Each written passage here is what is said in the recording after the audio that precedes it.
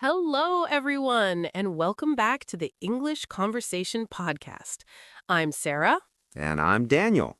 Sarah, I have a very important question for you today. What is the most terrifying sound in the world? Is it a lion roaring or maybe a tornado siren? No. It is the sound of two people standing next to each other at a party, holding drinks, completely silent, staring at the floor because they have absolutely run out of things to say. Oh gosh, the dreaded awkward silence. It is physically painful.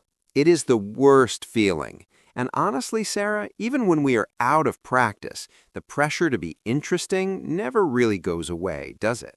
Absolutely not. Walking into a room full of strangers and having to make conversation, especially in your second language, is intimidating. You don't want to be boring, but you don't want to be intrusive either. Exactly. So today, we are going to solve this problem once and for all. We have compiled the ultimate toolkit for fantastic small talk. We are going to move way beyond basic phrases like, "How are you?" and "nice weather." We have categorized these questions to help you navigate any social situation smoothly, get interesting answers from people, and banish those awkward silences forever. If you want to never feel awkward at a party again and you want to support the channel, please take a second right now to hit that like button and subscribe. It really helps us keep making these episodes for you. Okay, Daniel, before we get to the specific categories, there is one golden rule for small talk we need to cover first, isn't there? This is crucial. An open-ended question is one that cannot be answered with just a simple yes or no. Exactly. Let me demonstrate the difference. Sarah, imagine we are at a party. If I ask you, did you have a good weekend? What do you say? I say yes. And silence. The conversation dies instantly. It's painful. Right. But if you change that slightly and ask an open question like, what did you get up to this weekend? Now you have to give me details. You have to tell me a story, and that story gives me something to reply to. Exactly. So almost every question we are sharing today is designed to be open-ended to keep the conversation flowing. Let's kick things off with our first category. It's the one topic everyone loves: travel. Travel is fantastic because even if people aren't traveling right this second, they love talking about past trips or dreaming about future ones. It's always relevant. Absolutely. Now, Daniel, this is my absolute favorite question to ask if I am visiting a new city and talking to a local person. What is it? I ask, do you know of any hidden gems around here? Oh, that is a great one. A hidden gem. Yeah, it means those amazing little restaurants or parks or cool shops that the tourists don't know about. It's such a good question because it makes the local person feel like an expert, and you get amazing travel tips that aren't in the guidebooks. Exactly. Or you could rephrase it slightly and ask, is there anything I should really see while I'm here that most visitors miss? Nice variation. Now, another great angle on travel is finding out what kind of traveler someone is. Sarah, are you more of an adventure traveler or do you prefer a fly and flop? A fly and flop? That sounds incredible. It does exactly what it says on the tin. You fly to a beach, you flop onto a sun lounger, and you do not move for 7 days. Honestly, that sounds perfect right now. Asking people if they prefer relaxing or exploring is a great way to get them talking about their preferences. And finally, for travel, you can never go wrong with food. Oh, definitely. You could ask something like, I don't love trying new cuisine. Have you been anywhere recently that had absolutely amazing food? If you are talking to a foodie, someone who loves food, that single question will open up 20 minutes of conversation easily. They will tell you about every meal they had in Italy 5 years ago. It's wonderful. Okay, Daniel, travel is great, but let's move from holidays back to reality. Let's talk about the place where we spend most of our time, work. Okay, Sarah, we have to be honest. Work small talk is usually incredibly boring. It really is. It usually goes exactly like this. What do you do? I'm an accountant. How long have you been there? 5 years. Snooze. It feels like an interrogation, not a conversation. We need to spice it up. We need questions that elicit stories, not just facts. Exactly. So here is one I love asking colleagues I don't know very well, or at professional networking events. What is the best career advice you've ever received? Oh, that's interesting. It forces them to reflect a bit, and the answer often tells you a lot about their values. But even better, Daniel, is the opposite question. What is the worst career advice you've ever received? Yes, that one always gets funny stories. People absolutely love complaining about terrible advice they were given years ago. Another great way to bond is over shared experiences, especially crazy ones. You could ask, what is the absolute craziest thing a boss has ever asked you to do? Oh man, everyone has a story for that. I once had a boss call me at 3 a.m. on a Saturday just to ask where we kept the spare staples. No way. 3 a.m. I was furious. See? Instant connection over a shared, ridiculous experience. Now, work life is always changing, so topical questions are great too.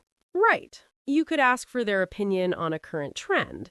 For example, I've been reading a lot about companies switching to a 4-day work week recently. What do you think about that idea? Do you think it would work in your industry? That's a great one because everyone has an opinion on working less. Or bring it back to recent history. Working patterns have changed so much. You could ask, how have you found the shift to working from home or hybrid working? Do you miss the office environment or do you love the flexibility? That is a huge topic that has shaken up people's lives. You will definitely get a strong, personal answer there. And finally, for work, Daniel, we can't forget the absolute classic Friday afternoon question. It's simple, but it works every time. Have you got any nice plans for the weekend? It's a cliche for a reason. When I worked in an office, that was the only thing we talked about from Thursday lunchtime onwards. It's an easy win. It really is.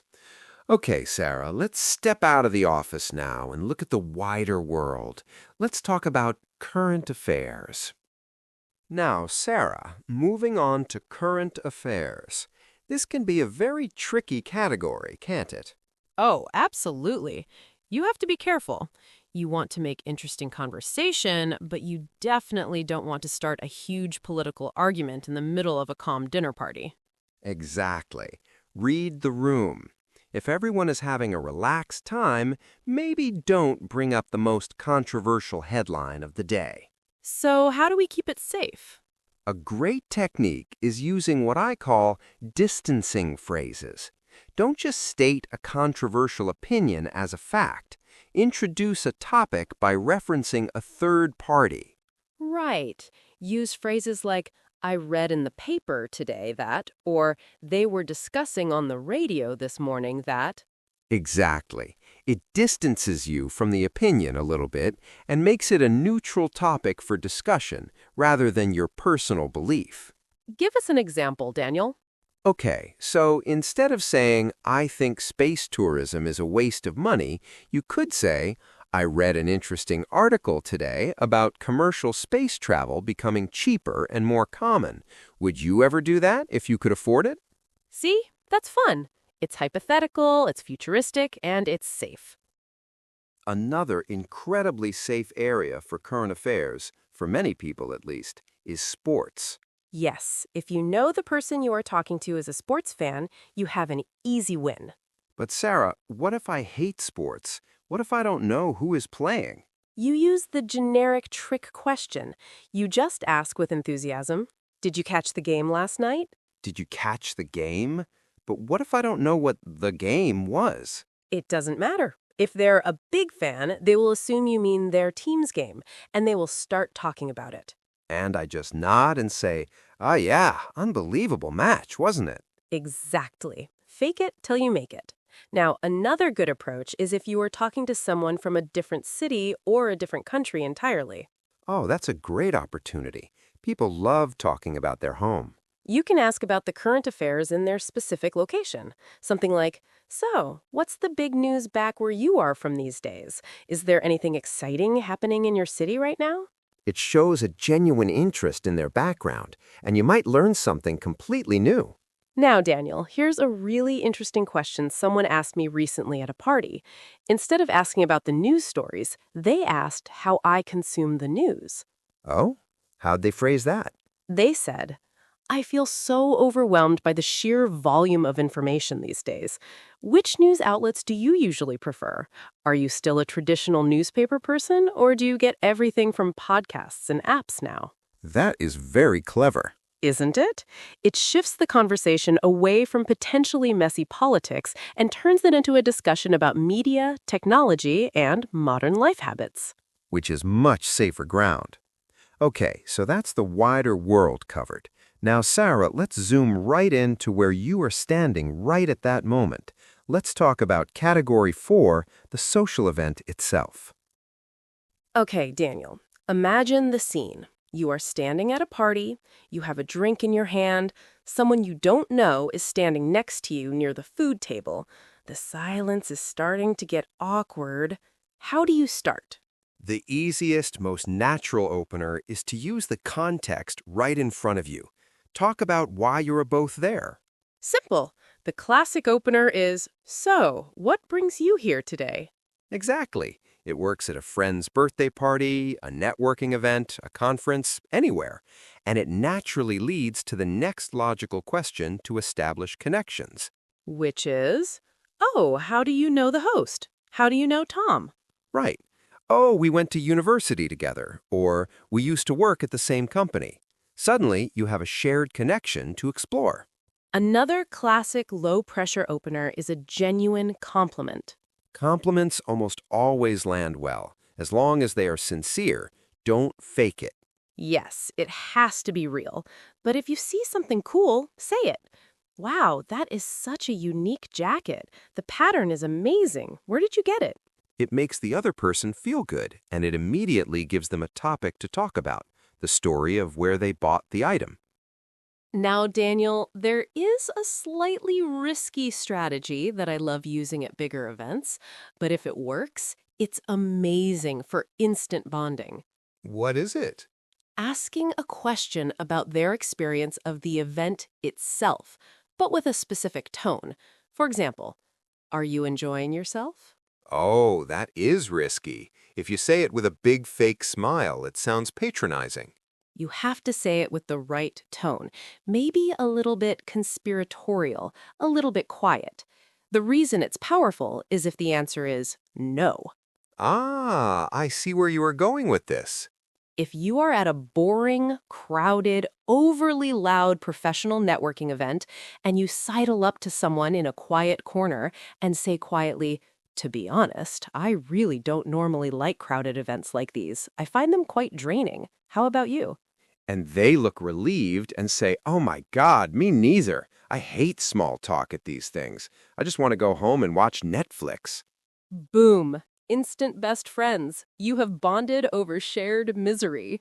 Exactly. Shared vulnerability is a great connector. It makes you seem human.